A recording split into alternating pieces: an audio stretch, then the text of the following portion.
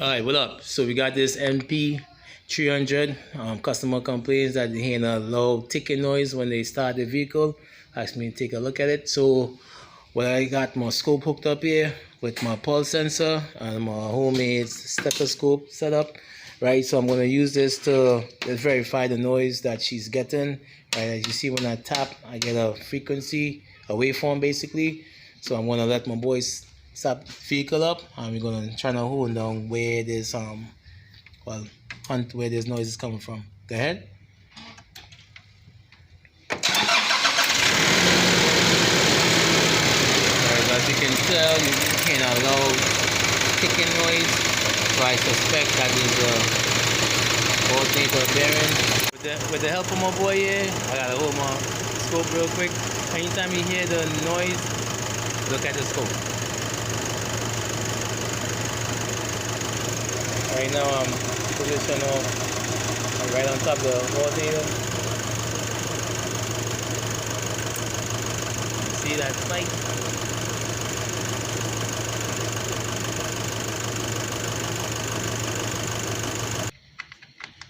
Right, so we're removing this clamp, and then we're gonna remove the next clamp by the mass airflow. Right. What you're gonna do after? We're gonna lift up this cover here. That's a 10 millimeter nut. So you're gonna lift that up. You can use a socket or a nut driver. Just lift it up a little bit and just remove it like that, right? And then you have another one here to remove. When you finish that, you take off this ducting. Then you get access to the belt, right? And then you can take it from there. So I'm just gonna put the camera down real quick and just attack that belt. So we got this Serpentine belt kit here, belt tool, right? This is to remove the tensioner. It comes with all the rods. If you gotta break them, the lines, or the hard to reach places, right? It comes from 13 to 19 socket. The socket is really small, so it can fit in, the tight areas, right? You also have an adapter that you can use.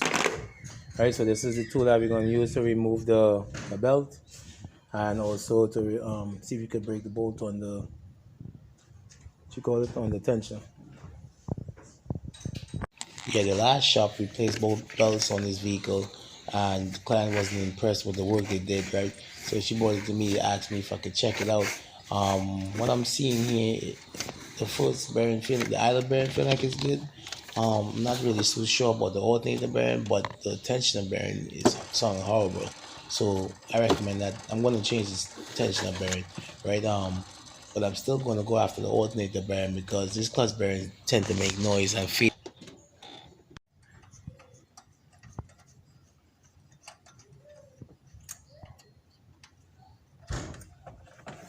Yeah, so what I'm going to do is replace the tensioner pulley bearing alone.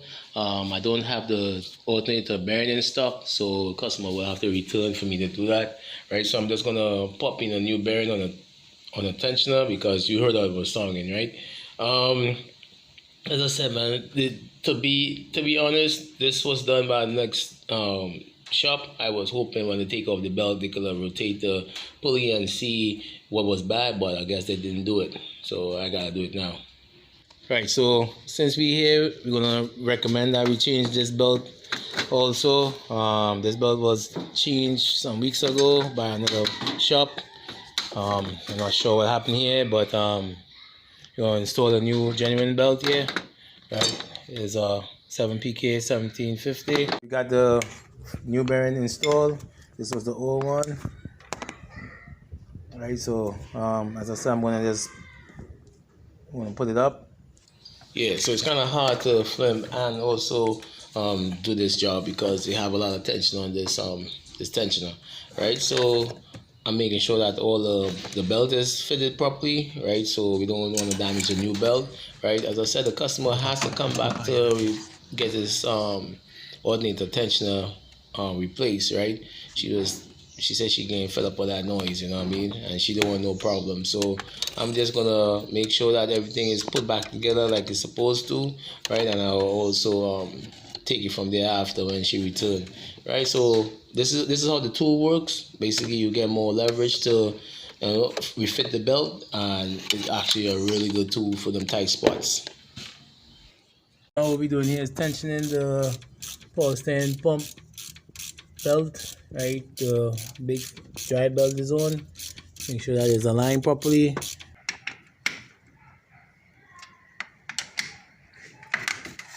Alright, so we gotta just tighten off the clamps now. Right, so we also gotta make sure that we secure everything back and put everything back how we got it, because as I said, you don't want to be driving and hearing any kind of noise. Things beating up inside the hood. That is a good look. Actually, that's why this client came here, because as I said, he wasn't impressed with the last shop and the work that they did. So we gotta make sure that we secure everything properly. We make sure that everything is nothing by the fan belt, where this customer could shut down somewhere, and then we gotta go and help her out, and then it just gets real messy. So you gotta make sure that you do the right thing right now. Make sure that your job is at good quality. You know what I mean? So just be mindful of what you do and how you do it. And keeping back in mind that this could also be one of your family members. Right, so I popped off the front cap of the alternator to see if I can get access to the bearing with my scope, right? But it's kind of in a hard position, a real tight position, and I gotta start the vehicle. So right, these clutch bearing tend to fail, and what they do, your battery light will come on, or is that your battery's not charging like it's supposed to because of this same bearing.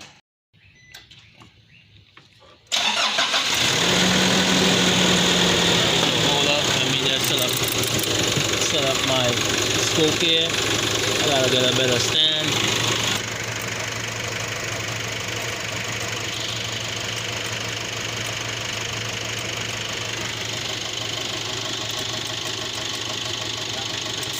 I gotta get it closer. Like it closer,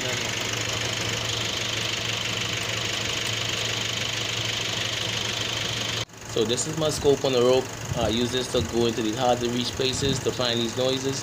As I said, man, I'm gonna make a recommendation that they change the clutch pulley. Thanks again for watching. Like, subscribe, share, comment. Until next time, take it easy.